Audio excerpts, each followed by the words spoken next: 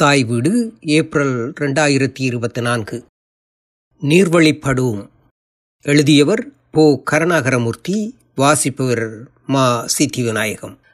நீர்வழிப்படுவில் தேவி பாரதி புதுனத்தை ஒட்டி செல்லும் உத்தியிலும் வாசகரை ஈர்த்து கட்டி வைத்திருக்கும் சாதுரிய பொறிமுறையிலும் வெற்றியடைகின்றார். படைப்பில் கொங்கு பிரதேசத்துக்கே உரிய புடகாணி, இட்டேரி, ஒப்புட்டு, ஓரம்பறை என்று 7-8 வரையிலான சொற்கள் உள்ளனவாயினும் வாசிப்போட்டத்தில் அவை என்னவாக இருக்கும் என்று ஊகித்து விட முடிகிறது. அல்லாவிடினும் பிரதியின் வாசிப்போட்டத்தில் தடையுண்டாகவில்லை. கைவிடப்பட்ட பழைய வீடொன்றில் ஒரு பாத்திரத்தின் இறப்போடும் அதையடுத்து அங்கே செய்ய வேண்டிய சடங்குகளுக்கான ஏற்பாடுகளின் சித்தரிப்போடும் புதுனம் ஆரம்பிக்கிறது. ஆசிரியர் தன் சிந்தனையை முன்னிகழ்வு ஃப்ளாஷ்பேக்கை கால ஆவர்த்தனத்தோடு பதிவதன் மூலம் புதுனத்தை விரிக்கின்றார். இறந்து போகும் அப்பாத்திரமான காரு மாமாவையும் அவர் துணைவி ராசம்மாவுடனும் பல்லூர்களிலும் வாழும் அவர்களின் உறவுகளூடான ஊடாட்டங்களும் சடங்குகளான சுற்றி நிகழ்ந்த நிகழ்வுகளுமே இதில் முதன்மையான சித்தரிப்பு. அச்சித்தரிப்பில் கொங்கு நிலப்பரப்பின் நாவிதர்கள் எனப்படும் ஒரு சமுதாயத்தினதும் அவர்கள் வாழ்ந்துதிர்த்த வாழும் சொல்லப்படுகிறது. ஆசிரியர் காட்டும் ஒரு 50 ஆண்டுகளுக்கு முன்னதான கொங்கு நாட்டு சமூகத்தில் ஆண்டான்கள், பண்ணையக்காரர்கள், அடிமைகள், குடிமைகள் அனைவரும் உண்டு. ஆனாலும் எவருக்கும் எதையும் மாற்றியமைத்துவிட சிந்திப்பதோ எதிர்கிளர்ச்சி செய்வதோ இல்லை. ஒரு தேர்தல் காலத்தில் கம்யூனிஸ்டுகள் வந்து கூட்டம் போடுகிறார்கள். அவளை ஊருக்குள் இருவருக்கிடையே நிகழும் மோசமான கைகலப்பை கலைத்து விடுகிறார்கள். அவர்களது செயற்பாடு அவ்வளவுதான். தேவி பாரதி அரவக்குறிச்சி, ஆம்பரந்துறை, அவல்பூந்துறை, சுந்தராடி வலசு, நாயக்கன் வலசு, முத்தையன் வலசு, நாச்சி வலசு, நாச்சிப்பாளையம், கருங்கல்பாளையம், கள்ளிமந்தை, உடையாம்பாளையம், வெள்ளக்கோவில், அரைச்சலூர், லோகநாதபுரம், கஸ்பாப்பேட்டை என்று நாம் தெரிந்திராத பல ஊர்களை தன் வேகமான எழுத்து முறையினால் புதுனத்தின் ஆரம்ப அத்தியாயங்களிலேயே நிறைத்து செல்கிறார்.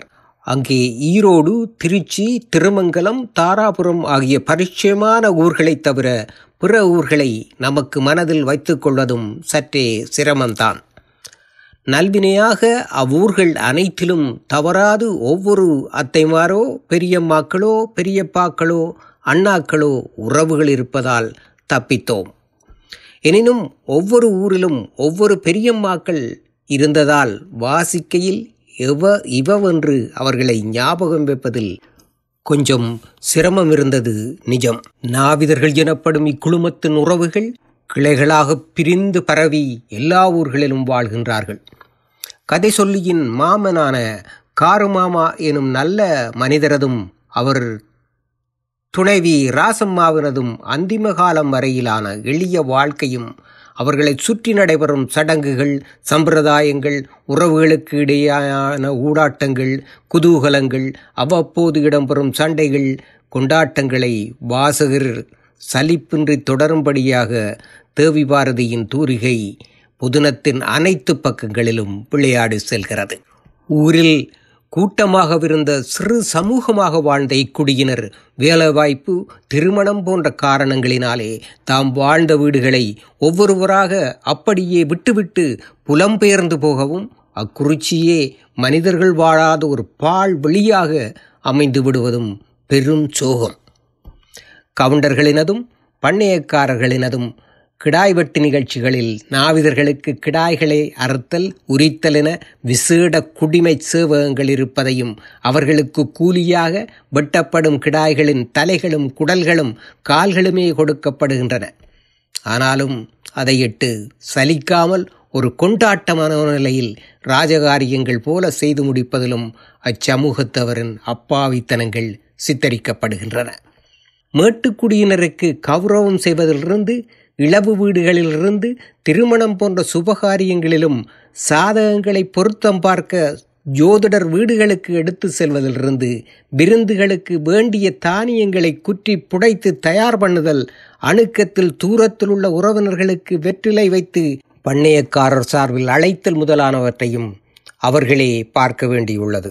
கதை சொல்லிக்கு அந்த பிராந்தியம் பூராவும் உறவுகள் பறந்து வாழ்ந்திருந்தாலும் அவரை உரிமையோடு மாமா என்று அழைக்கும் மைத்துனிகள் ஈஸ்வரி, சாவித்திரி என்கிற இருவர் மட்டுமே இருப்பதும் அதிசயம்தான்.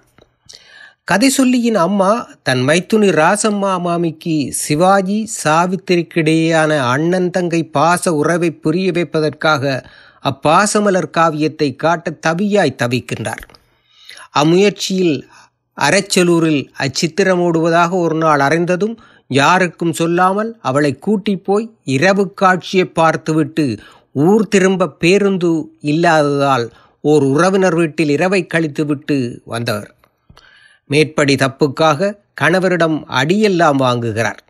ஆனால் பின்னர் கடைசி அத்தியாயம் ஒன்றில் காருமாமா திருமணமான புதிதில் இராசம்மாவை கூட்டி போய் பாசமலர் படத்தை பார்த்தார் என்றும் சொல்லப்படுகிறது. நாவலின் தலைப்போ எளிய வாசகரை விரட்டும் வகையில் உள்ளது. அதையும் இன்னும் எளிமையாக ரஞ்சகமாக வைத்திருக்கலாம்.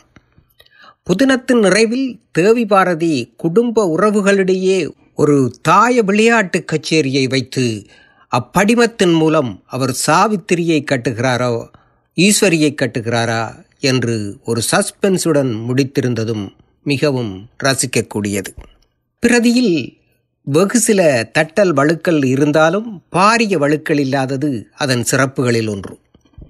ஒரு குடும்பத்திடையே என்னதான் முரண்கள், அதகளங்கள், துரோகங்கள் இருந்தாலும் விட்டு கொடுத்தல், மன்னித்தல், தாளாண்மை இருப்பின் அன்பென்னும் கால பெரு நீரோட்டத்தில் அனைத்தும் மெல்ல மெல்ல கரைந்து சென்றுவிடும் என்பதை வாசகருக்கு உணர்த்தியிருக்கிறார் தேவி பாரதி. சிறப்பான பொறிமுறையுடனான கட்டுமானமும் மொழியழகும் கலைப்பெறுமதியும் தனித்துவமும் உள்ள புதினம் நீர்வழிப்படுவும் இவ்வாண்டின் இந்திய சாகித்ய அகாடமியின் விருதுக்கு முழுவதும் தகுதியுடையது அது.